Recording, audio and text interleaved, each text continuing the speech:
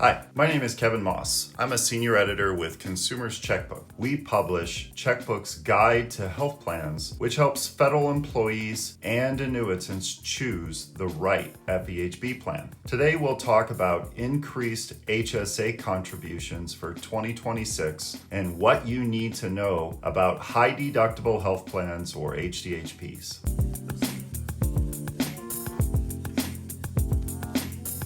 The IRS recently announced an increase in health savings account contribution limits for 2026. Individuals enrolled in a high deductible health plan with self-only coverage will be able to contribute up to $4,400 next year. That's $100 more than the 2025 limit. Those with self-plus-one or self and family coverage can contribute up to $8,750 in 2026, a $200 increase. HDHPs paired with an HSA are often among the lowest cost options in the FEHB program, offering a valuable way to save for both current and future healthcare expenses.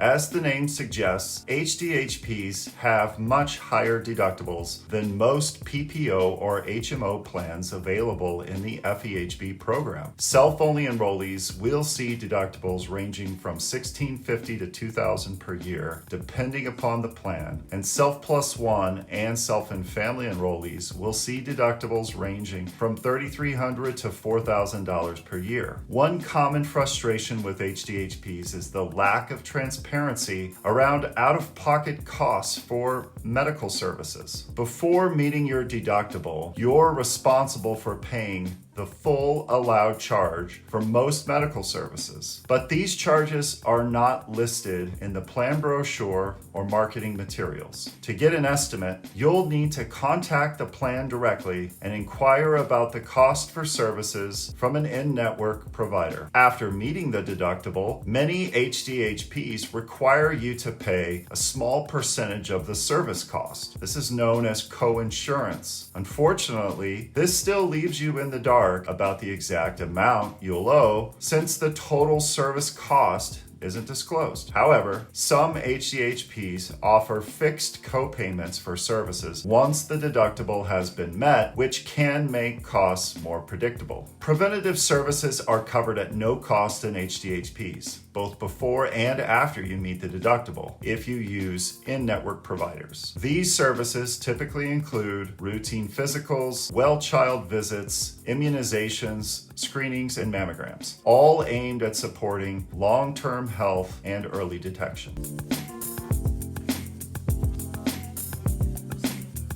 To help offset the high deductible, HDHPs include contributions to an HSA, which plan members can use to pay for eligible out-of-pocket healthcare expenses. The amount contributed to your HSA depends on the specific plan and your enrollment type. For self-only coverage, annual contributions typically range from $800 to $1,200 a year. For self-plus-one or family coverage, contributions range from $1,600 to $2,400 per year. These contributions are provided as a monthly premium pass-through. For example, if you're enrolled as self and family in an HDHP that offers a $2,400 annual HSA contribution, you would receive $200 in your HSA each month. Each HDHP designates a financial institution to manage its HSA. Enrollees have the option to invest their HSA funds with investment choices similar to those available in individual retirement accounts. Additionally, HSAs are fully portable. If you switch to a different FEHB plan during a future open season, your HSA funds remain yours to keep and use regardless of your new coverage.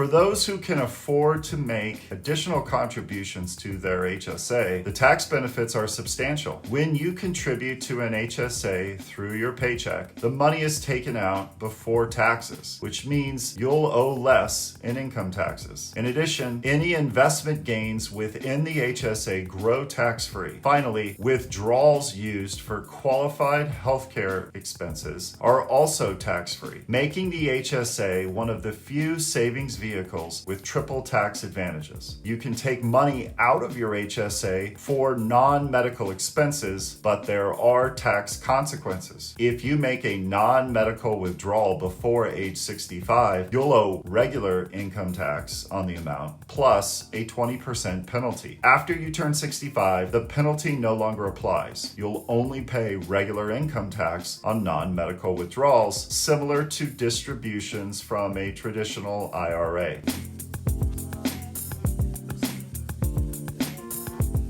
To maximize the potential of your HSA, you'll want to try and preserve the plan contributions. Here are two ways that you can do that. While IRS rules prohibit HDHP enrollees with an HSA from also having a standard healthcare flexible spending account, they are allowed to enroll in a limited expense healthcare FSA, specifically for dental and vision expenses. This account allows you to use pre-tax dollars to pay for qualified dental and vision expenses, typically resulting in savings of around 30%. At the same time, it enables you to leave your HSA funds untouched, allowing them to remain invested and growing over time. HDHPs typically have lower premiums than many PPO and HMO plans in the FEHB program. If you switch to an HDHP, it might be tempting to treat the premium savings as extra take-home pay. Instead, consider contributing those savings to your HSA. Since you've already budgeted for a higher FEHB premium, redirecting the difference into your HSA won't impact your finances, and it allows you to withdraw your own contributions first if you need to pay for a healthcare expense. This approach lets the plan's HSA contributions remain invested, giving them more time to grow tax-free over the long term. There are two features of HDHPs that tend to produce savings compared to many other HMO and PPO plans in FEHB: lower premiums and plan-funded HSA contributions. Depending upon your current FEHB plan and enrollment type, there are substantial savings available to many federal employees. Checkbook's Guide to Health Plans for 47 years has ranked plans on estimated yearly costs based on user information such as age, family size, and expected healthcare usage to help federal employees and annuitants see which plans offer the most value. Depending on your current FEHB plan, you could save thousands a year by switching to an HDHP.